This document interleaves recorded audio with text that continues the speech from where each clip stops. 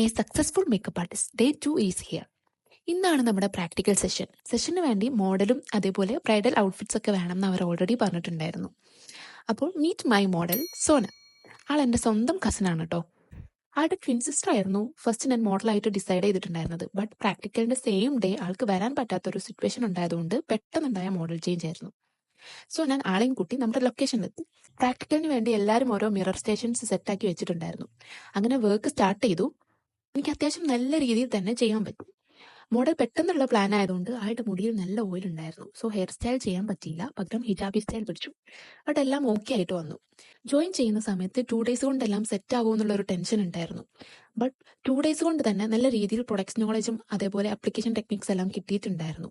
അങ്ങനെ ഒരുപാട് കാലത്തെ ചിന്തകൾക്ക് ശേഷം ഞാൻ ഈ ഒരു ഫീൽഡിലേക്ക് സീരിയസ് ആയിട്ട് കാലെടുത്ത് വെക്കുകയാണ്. സോ എല്ലാവരുടെയും പ്രാർത്ഥനയും സപ്പോർട്ടും കൂടെ ഉണ്ടാവണം. That's what I expecting from you guys. അപ്പോൾ ഇന്നത്തേക്ക് ബൈ.